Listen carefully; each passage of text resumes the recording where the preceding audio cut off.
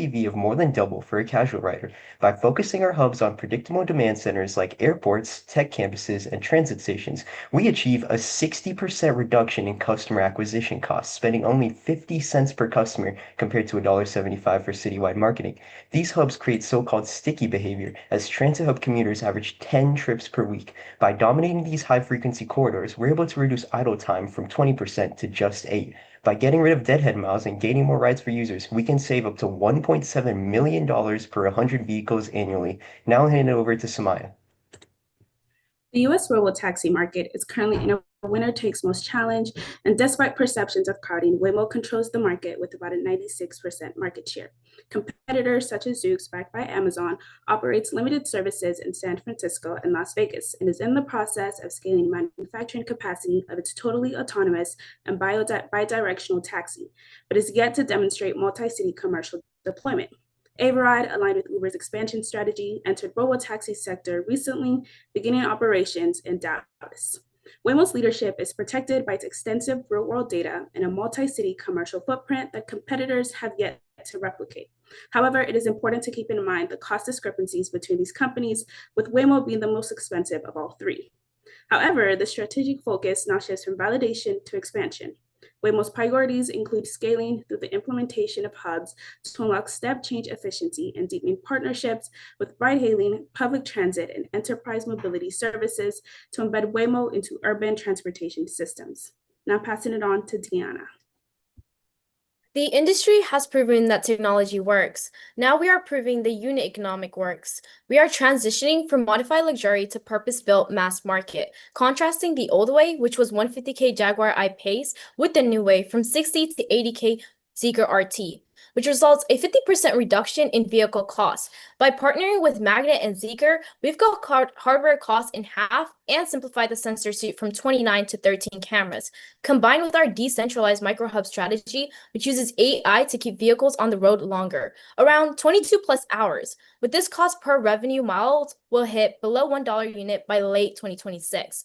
Our advanced neural network architecture drives this evolution, adapting to real-time environmental changes while learning customer hotspots to predict and meet high-demand peaks before they happen. And now I'll pass it to Jaime for more implementation. Financially, the microhub strategy would drive a clear path to profitability. Waymo would break even by 2029 and would generate approximately $4.8 billion in net profit by 2030, driven by lower cost per revenue mile and reduced capex intensity per city. Execution would follow a three-phase roadmap encompassing 18 months within a larger 3-year plan. Phase 1, launching the pilot hub model, focusing on high-margin transit areas to capture immediate revenue in already present cities. Phase 2, scaling through our B2B anchor program, cutting dead 10 miles even further, as well as implementing neural network implementation to collect data on the ratio between existing decentralized fleet against our new hub and spoke model for max efficiency. In Phase 3, we use the hub blueprint for national entry, minimizing the cost of entering new markets. In summary, microhubs would convert Waymo from a city expansion story into a scalable, high-return mobility platform. Thank you for your time, and we welcome any questions you may have.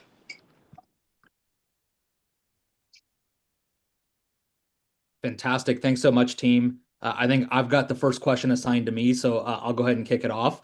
I understand the case that decentralization is going to lead to less deadhead miles, right? Which is going to increase like our or improve our unit economics. My concern here, and I'm curious if you thought about this, is just are we too early in our evolution to go fully decentralized? Like, are we going to lock in capex inefficiencies? Are we not aware of like the different regulatory environments that we're operating in, and we're going to have to like develop like a different structure for every single geography we operate in? Are we introducing too much operational complexity too soon, right? Like, just curious how you thought about those risks and then how you would kind of address those. Yeah, great concern. I think I can answer that quick question. So as mentioned in probably the last slide, we're not going to be rolling this out all in one go. This will be a percentage-based implementation with a neural network determining the ratio between the existing model that we already have, just Waymo's rolling around, with these hubs. So the implementation will happen over time. Backed with AI, we will know exactly the most efficient ratio. So yeah, it will be a little risky at first with the regulatory environment, but we will learn with the neural network and AI-powered backbone. Okay. I've got a million follow-ups. I'm gonna hold my tongue. I know we got someone else who wants to ask you a question, so I'll let them take it away. Thank you, team. Yeah, yeah, good job, team. And my question's in a similar vein of risks in the way that it was presented there. If the likes of Uber and Lyft were to adopt a similar hub and spoke model, how do you think Waymo would sort of be able to retain its advantage here, or would there be a race to the bottom in terms of price? So currently, Uber is kind of going through similar situation with Averide. That is part of their expansion strategy, utilizing this robo taxi system to kind of also integrate themselves with the automated taxi system.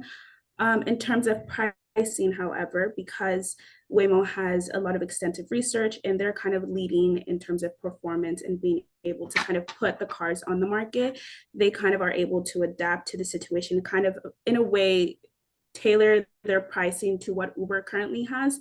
However, we can't guarantee that as of currently. Just to add on as well, really quickly, we are the leader in safety, in automation and AV safety. So we will hold that market, and that is a very marketable tactic as well, maintaining the safety standard. Okay, helpful.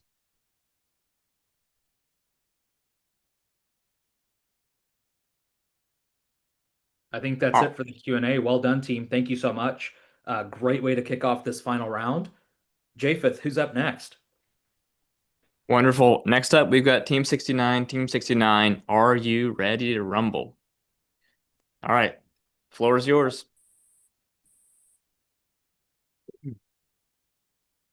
Hi there, we're Team 69, and we'll be presenting our 3 to 5 year growth strategy for Waymo that maintains safety, customer experience, and sustainable unit economics. We'll begin with our executive summary. We propose that Waymo's next phase of growth should prioritize utilization over coverage by expanding initially into markets that maximize rides per vehicle per day while minimizing operational variance. This strategy allows Waymo to reduce expansion complexity, extract greater value from its capital expenditures, and significantly accelerate go-to-market execution. Firstly, our analysis shows that a specific subset of US cities structurally enable high vehicle uptime with low variability. Additionally, repeat customers consistently value reliability, predictability, and safety more than marginal gains in speed or novelty.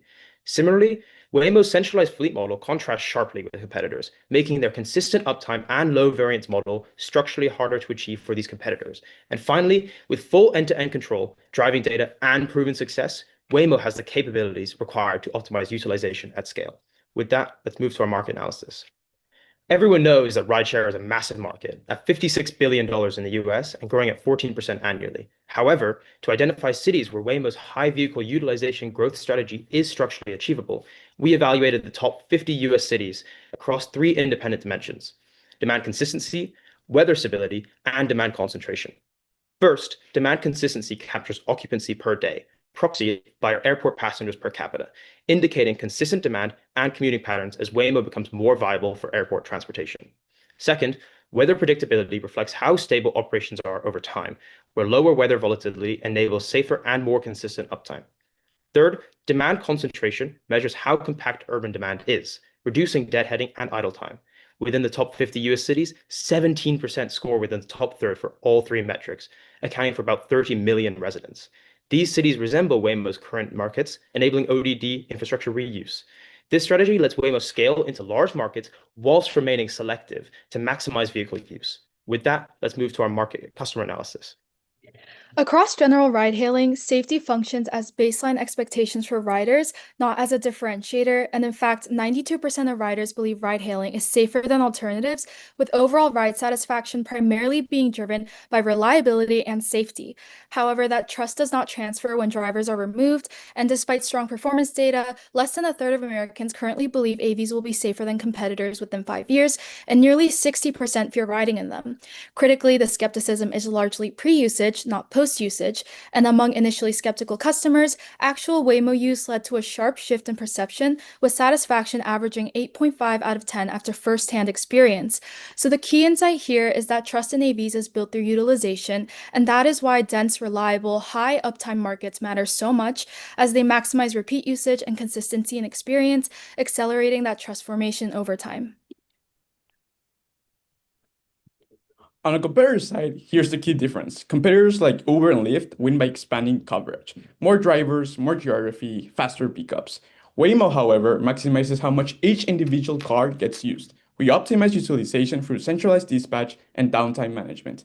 And you can see it in one number. In the same market context, Waymo averages 23 rides per vehicle daily, while Uber drivers average 9. That's roughly a 2.6 utilization gap. That advantage requires consistent uptime, so our hypothesis is to expand to cities where uptime is easiest to sustain.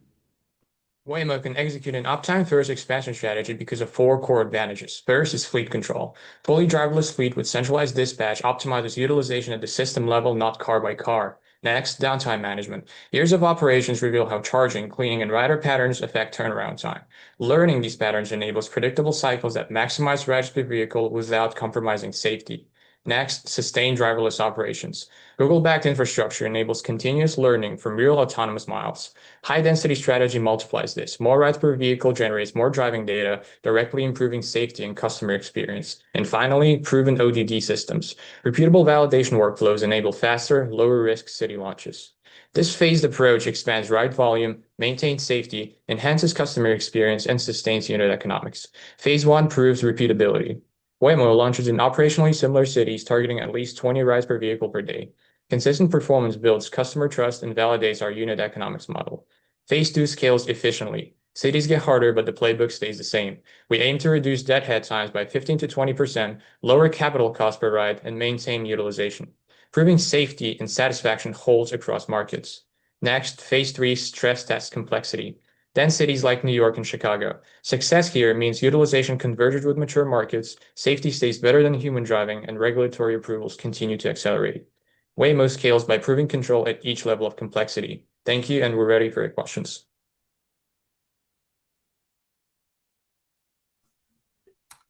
Great. Nicely done. I'll jump in with the first question. I know the focus for this case was mostly around focusing on service coverage expansion and ride volume. I think it's great that you guys also focus a lot on utilization, and you mentioned unit economics. Just love to hear a little bit more about how you're thinking about profitability, right? So you have different phases of growth here. Could you touch a little bit more about, how you're factoring in potential profitability into this model, and where do you think that is likely to happen? Is it more kind of a near-term opportunity or more kind of in the phase 3 segment here? So I can take on that question. I think that if we talk about profitability, the key metric here is price. So we would mention Waymo's pricing around being cheaper than Uber because price alone in this rideshare industry hasn't proven to be the deciding factor. So you can even see it today because Lyft often prices slightly below Uber on comparable trips, but it doesn't command the same market share or default user behavior because Lyft isn't as popular as Uber nowadays. So that tells that riders are optimizing for more than just price. Things like pickup reliability, predictability, and overall confidence in the service matter just as much, if not more.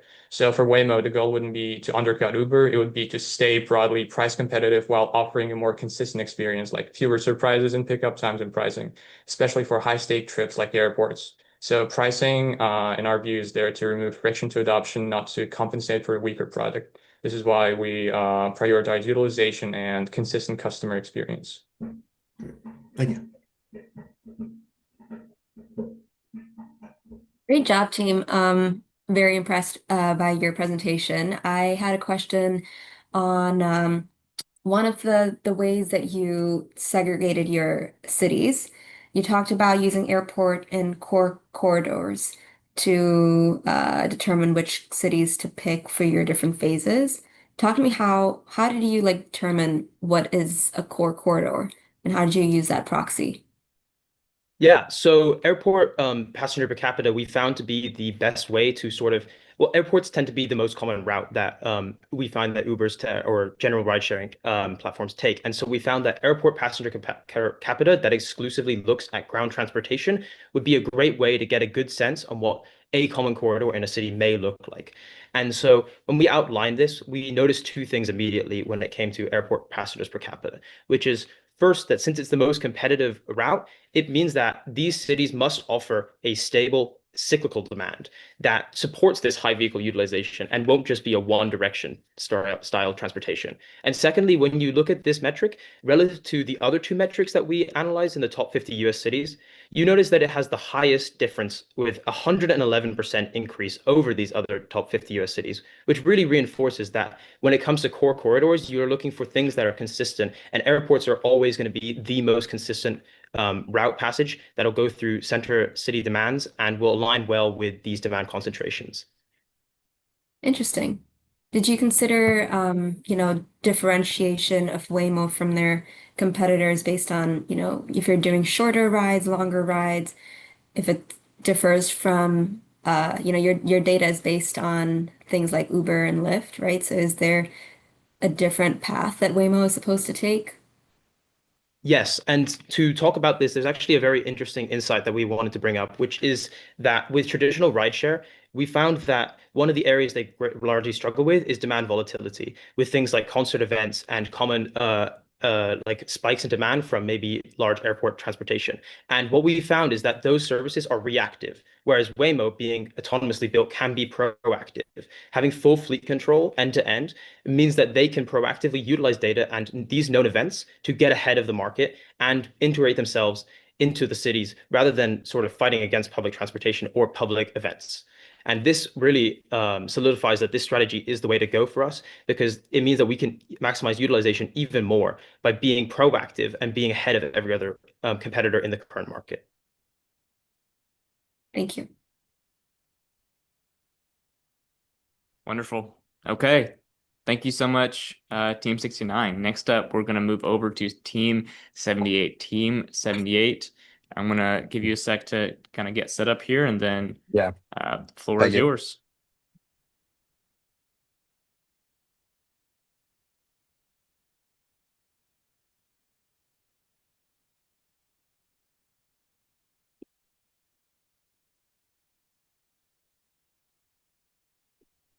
Awesome. Hello, we are Team 78, and today we're going to present Waymo's hybrid go-to-market strategy. Waymo is uniquely positioned to capture a fast-growing ride-hailing market with a current size of $28.5 billion. In order to better capture this opportunity by reducing operational complexity, it is recommended to first expand to the cities of Dallas, Miami, and Orlando, where regulation is supportive, customer criteria is met, and public transit gaps exist. Second, we recommend entering Columbus, which provides a safe ecosystem for a transition to the Northeast region. Additionally, given that trust remains the main constraint for growth in this market, we recommend implementing a hybrid go-to-market strategy. In this sense, we're going to leverage our partnership with Uber in some cities, and in other cities, we're going to be using the Waymo One app. In this sense, the goal is to scale, preserve brand awareness, and ensure safety. Traditional ride hailing is already a large and mature market, estimated at $20.5 billion in 2025 and growing at a rate about 6.9% per year, which reaches just under $40 billion by 2030. Automated ride hailing starts much smaller, around $0.3 billion in 2025, yet grows extremely fast at roughly 90% per year, scaling to over $7 billion by 2030. Our thinking is to leverage both the fast growth in the AV market through the Waymo app and the large volume of users through Uber. As a result, we're just in a hybrid implementation plan using Waymo in some cities and Ubers in others. We also decided on our criteria for expansion cities based on our current knowledge and experience with the ride hailing like Uber. Those criteria are AV supported regulation, ideal weather conditions, repeatable rides, and poor public transportation. Each of these cities we believe follow this criteria except Columbus. Columbus does not satisfy the warm weather requirement, but it does excel in other areas. Columbus has a transportation research center, which would allow Waymo to train their AVs in cold conditions, potentially opening the door for northern expansion. In 2016, Columbus won the Smart City Challenge, receiving a $40 million grant from the U.S. Department of Transportation. Intel is moving their chip manufacturing to the area, and JP Morgan already has a large influence in the city. And lastly, Columbus has extremely poor public transportation, with buses being the only form in and out of the city. Yeah, thanks, Kev. So looking at the typical consumers for both a ride-hailing app like Uber as well as Lyft, as well as just a typical robotaxi consumers like Waymo, we actually found the demographic is actually quite similar, looking at typically younger, affluent, and more educated people through pretty extensive research data and also survey data. The one big distinguisher we found for Waymo consumers is actually that confidence is driven by exposure and also experience with AI automation technology and also just AI in general. And so we found the primary target would be high frequency ride hailers who are tech comfortable in urban areas and also younger people who are educated and have really good experience with AI automation. As you can see on the far right with the arrows, confidence is really driven by this experience, and this really guided us towards a decision to want to partner with Uber, knowing credibility, trustworthiness is so important to interactions and also trust in Waymo in this example. So the AV ride-hailing market is currently defined by commercial maturity and customer trust rather than direct market share battles. Waymo is currently the only provider with a fully driverless commercial service open to the general public at scale. Major competitors are either in pre-commercial testing, paused due to safety or regulatory hurdles, or undergoing strategic restructuring. Nevertheless, competitor behavior indicates a clear push towards capturing a bigger market share and validates our city's shortlist. For example, Cruise is expanding to the city of Dallas, Zoox into Miami, and Motional is testing in the Northeast region through Boston. What Waymo should do then is they should capitalize on their existing brand presence, customer trust, and repeatable operational playbook to win the land grab, securing first mover advantage and establishing market positioning. So despite the competition, right now Waymo is leading the autonomous race. Through 20 million rides in 2025, they've seen an 85% reduction in crashes compared to human rides. And Waymo's approach is both safe and scalable due to advanced AI learning that's making better and better decisions with more learned. Hence, we observe that Waymo already has a playbook with proven results during expansion into warm weather cities, supporting the hypothesis of expanding to cities like Dallas, Miami, and Orlando. Our partnership with Hyundai also allows us to mass produce our Gen 6 cars with 55% less cameras, thus reducing costs. Luckily, expansion to more northern cities becomes easier with our partnership at the Transportation Research Center in Ohio that allows us to test on all weather conditions, supporting the transition to Columbus. So in order for Waymo to effectively carry out this 5-year growth plan, we recommend dividing it into 3 phases. Phase 1 would be infrastructure and regulatory prep, where cities would initiate mapping and engage local stakeholders while leveraging partnership with a TRC near Columbus to validate winter performance safety before expanding to colder climate cities. The second phase would be a staggered commercial launch and a hybrid go-to-market strategy consisting of 2 waves of launch. The first one would be deploying commercial operations first in cities with warm weather, high demand, and higher regulatory scrutiny like Dallas, Orlando, and Charlotte via our Uber partnership to capture demand by increasing trust. In parallel, Waymo should expand to Miami directly through the Waymo One app, where full operation control matters. The second launch wave would come after winter validation from testing in Columbus, where Waymo should expand confidently into the city through the Waymo One app. Third phase would be establishing market positioning and ecosystem optimization. As customer trust and awareness builds, Waymo should transition cities with Uber partnership to Waymo One app to provide autonomy and then evaluate potential expansion to the Northeast. Thank you, and we're open for your questions.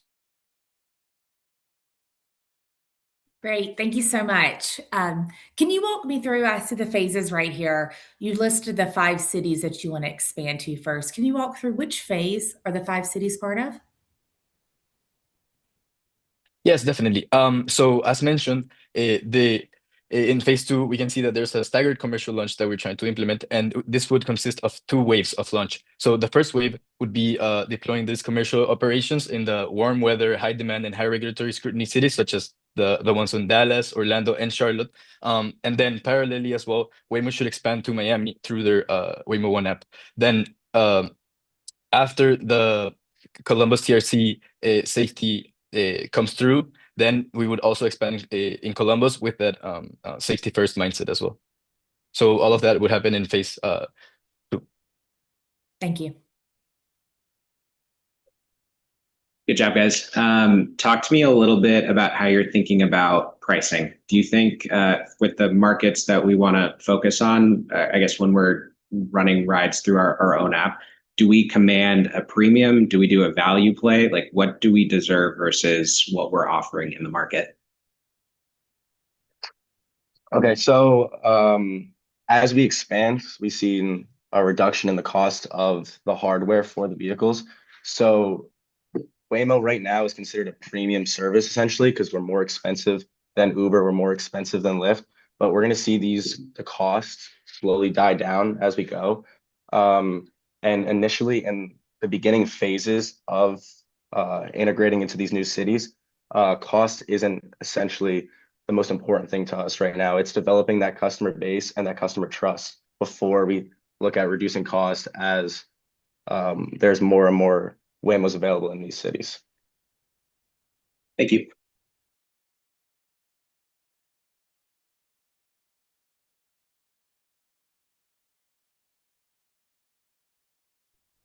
Wonderful. Well done, team. Nice work. Appreciate Awesome. you Thank you, guys. attacking the Q&A head on. Japheth, who's next up in the hot seat? The hot seat is now moving to Team 81. Team 81, I look forward to hearing what you've prepared for us today. I'll just give you a second to kind of get set up, get your slide share up, and then you've got 5 minutes on the clock.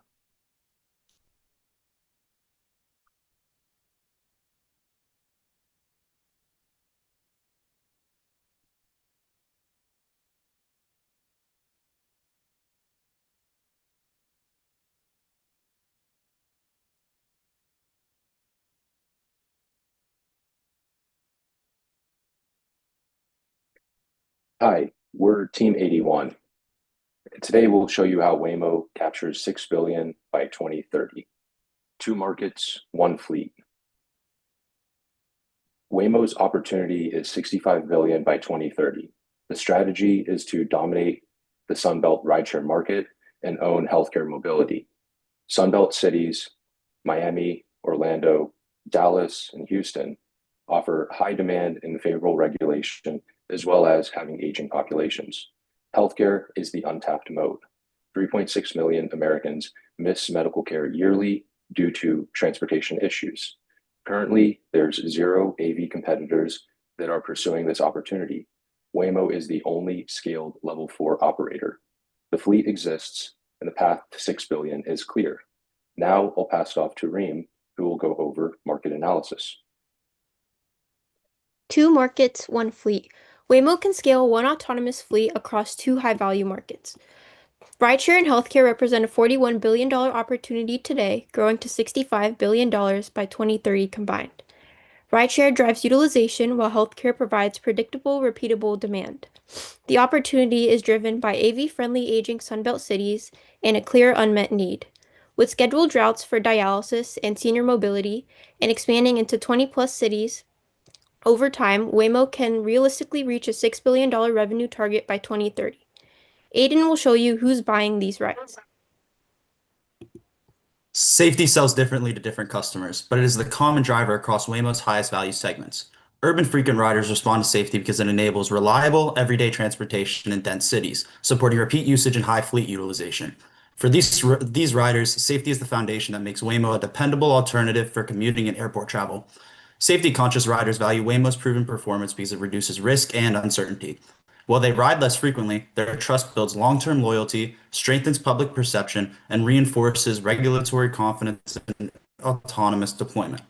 In healthcare mobility, safety and reliability are not differentiators but requirements. Medical deliveries and non-emergency transport depend on predictable timing and chain of custody, creating strong B2B revenue opportunity with stable demand and long-term contracts. Now I'll be passing it to Martina for our competitive analysis. As the window closes, Waymo's lead continues to widen as the only scaled level 4 auto operator with over 127 million driverless miles, 10 million paid rides, and more than 2,500 robotaxis, and plans to expand into over 20 additional cities next year. Competitors, by contrast, are struggling to scale. In 2024, Cruise shut down after more than $10 billion invested. Tesla operates roughly 35 robotaxis compared to the promised 500 and faces ongoing traffic safety investigations. Motional struggles in transitioning out of a development stage, and Zoox runs about 50 vehicles. Although offering free rides, this delays their revenue. Waymo's safety record is its moat. It has 85% fewer injury crashes and 90% reduction in serious injuries. Competitors remain focused on consumer rides and are behind development and leaving the healthcare market uncontested. This clear lead in scale, performance, and safety positions Waymo to strengthen first its B2C strategy before expanding into high-margin B2B opportunities like the healthcare market, setting up Waymo for success. Liana will show Waymo's capabilities to execute. So Waymo's company capabilities are going to be able to drive the integration of our growth strategy. Waymo has the largest scaled fleet of any AV service with over 2,500 autonomous vehicles and 127 million fully autonomous miles driven with no human assistance. As well, they are the leader in safety with 0.41 injury crashes per million miles, which is 85% fewer than humans, and it also exemplifies their consistency as they've done over 20 million fully autonomous trips. Waymo also differentiates themselves and will be able to integrate our growth strategy through their backing and infrastructure. They are valued over $100 billion and have Alphabet backing them with $30 billion invested since its inception.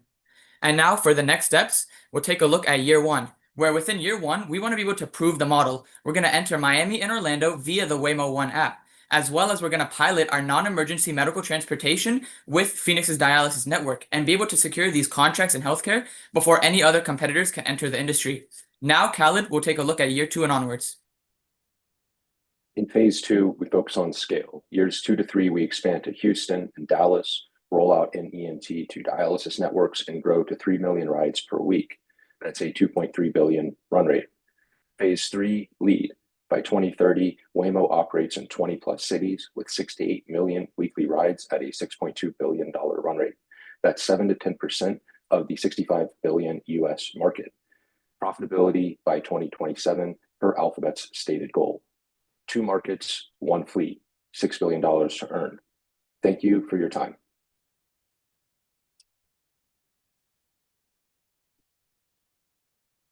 And I'll open it up for questions.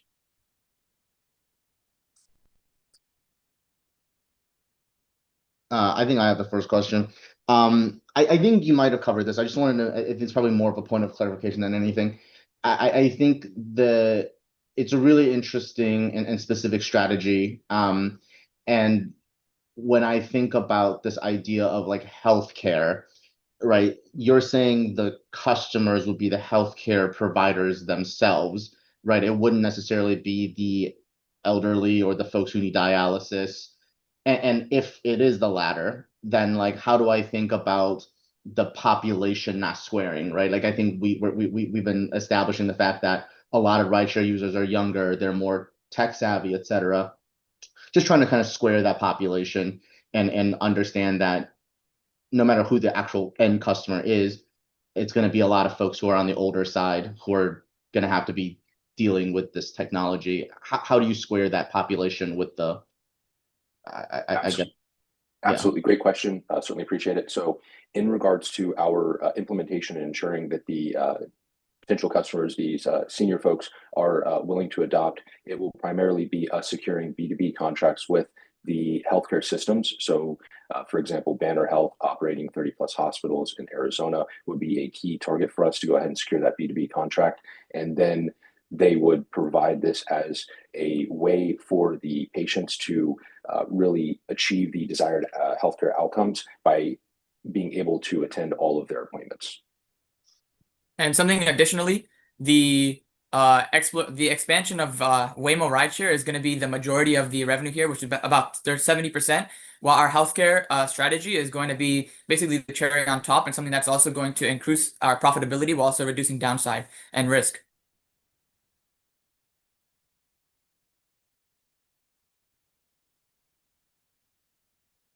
That's helpful. Thank you.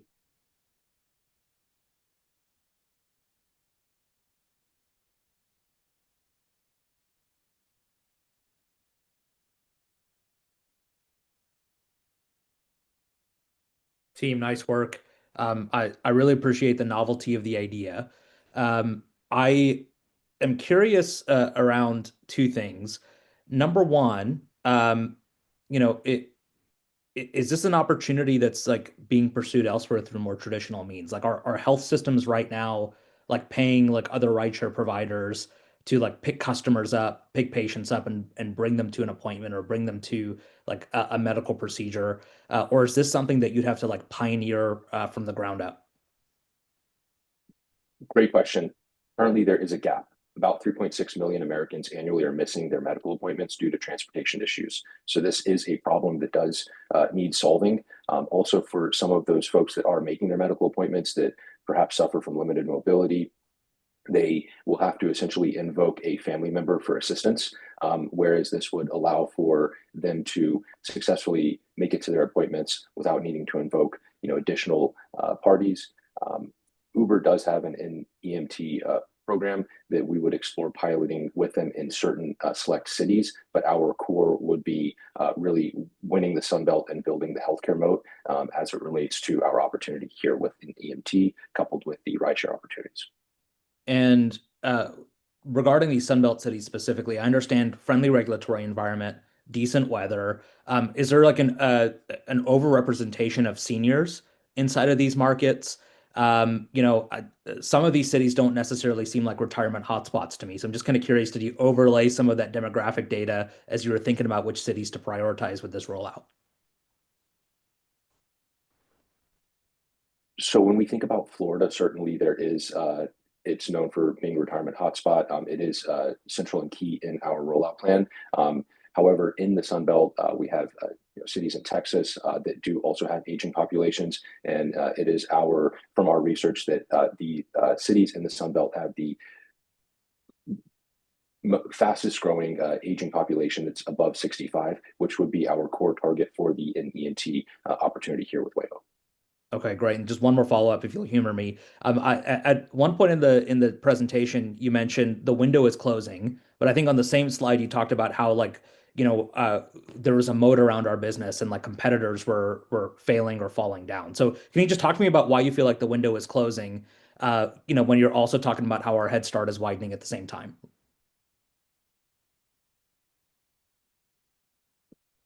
Yes, absolutely. So currently, Waymo does enjoy a significant lead against competitors. Tesla has level 2, whereas Waymo is the only provider that is enjoying true level 4 driverless autonomy or autonomous vehicle. Whereas the fact that there's no competition for Waymo in the NEMT space currently is something that can change. New competitor can enter the market, perhaps with PE backing or large capital, that could essentially secure that market and make it harder for Waymo to enter. The goal for Waymo is to go ahead and enter the NEMT market and secure the multi-year high margin B2B contracts that would then create switching costs before any other providers are able to, and really capitalize on the window now of limited or lack of competition so that they can further extend that head start that they're enjoying. Wonderful. Thanks so much, team. I thought this was a really innovative idea. Nice work. Thank you. Thank you. Thanks, everybody. All right, last but certainly not least, we got team 104. It's time for you to shine. So I'll let you get set up, and then as soon as you're good to go, I'll start the 5-minute clock.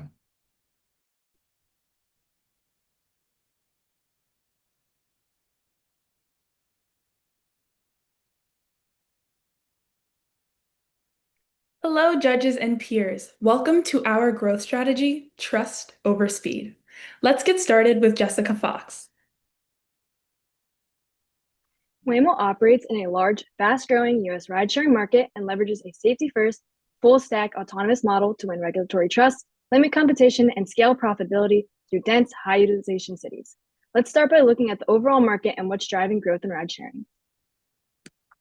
The market's impressive growth rate of 6.9% is driven primarily by online bookings, which already account for 85% of trips, while about 85% of rides are intracity, underscoring the market's urban, everyday use case.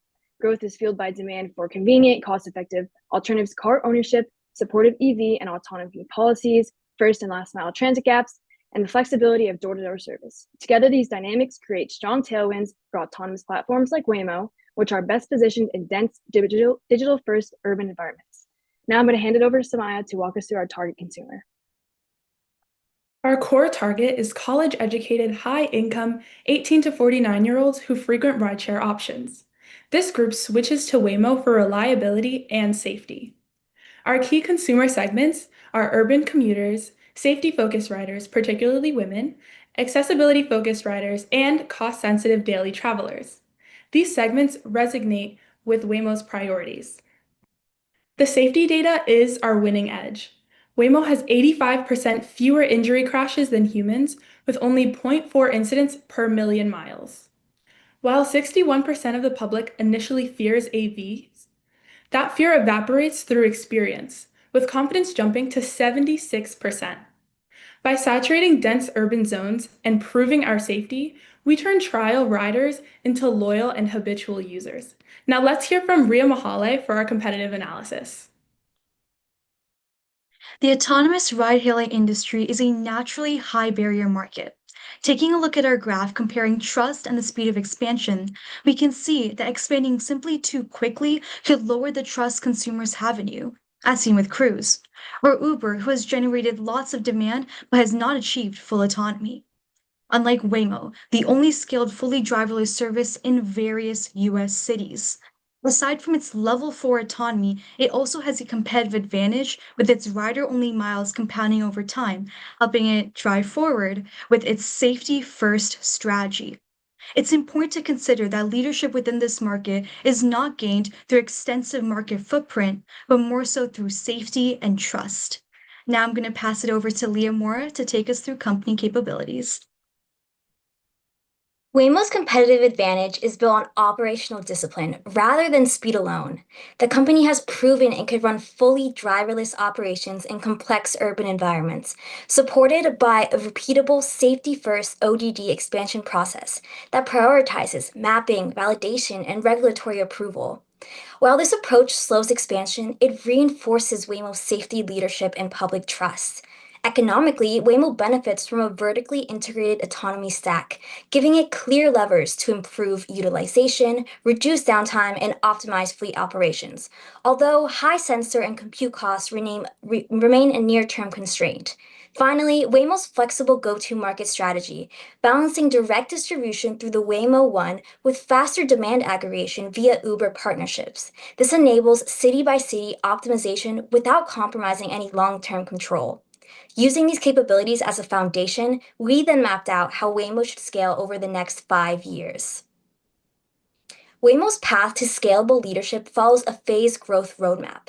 In the next 12 months, the focus should be on deepening density in existing markets, such as San Francisco, Los Angeles, and Phoenix, in order to maximize utilization and reduce cost per ride.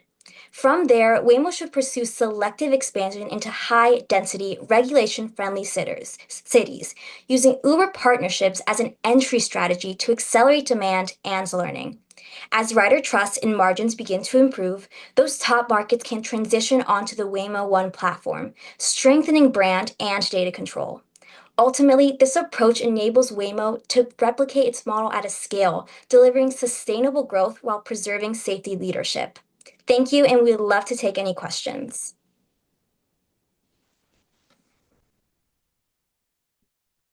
Great job. Thanks for your presentation. I really enjoyed it. Question is, the strategy of starting with the Uber partnership and then moving towards Waymo's platform, what do you think Uber's response to that would be? Do you think that's a sustainable strategy in multiple cities? Yes, of course. We are using Uber as a crutch. These Uber partnerships are going to provide immediate access to that larger customer base and then reduce that customer acquisition cost. This will help Waymo then ramp up that demand quickly in those newer markets. But at the same time, the Waymo One will allow Waymo to maintain that brand control and capture those higher long-term margins. So using both of these channels, it'll give Waymo more flexibility. Uber will allow us to accelerate that adoption while Waymo builds that sustainable profitability. Uber is something that many people use and many people are comfortable with. So for Waymo, it'll be more of a faster market entry. Got it. Thanks. Nicely done. Again, very well presented. A quick question on my end. You emphasize the ability to encourage trust from a brand differentiation standpoint, customer alignment standpoint, and competitive differentiation too. Just from your perspectives, what might be some potential risks to some of that trust, vulnerabilities to Waymo being able to maintain that trust as they look to expand, the Uber partnership being one of them, and what might be some ways in which they might be able to mitigate that?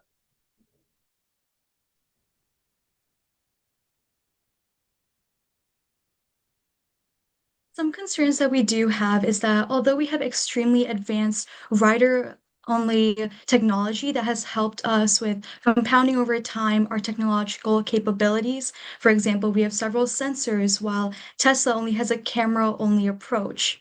While we keep this in mind, there are times where Waymo has had run-ins, specifically in the past few months, where they have bypassed bus stop signs, or perhaps they've gone too fast in areas that were school zones.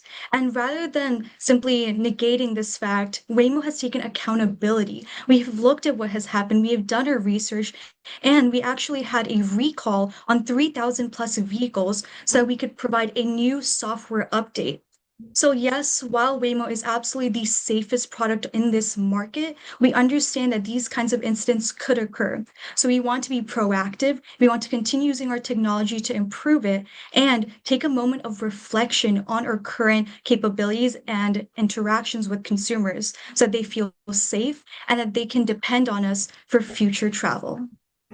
Yes, to continue on this point, Waymo prioritizes safety and corporate responsibility, and this is what earns the consumer trust. We already have the data here that proves that confidence goes up after the first time experience.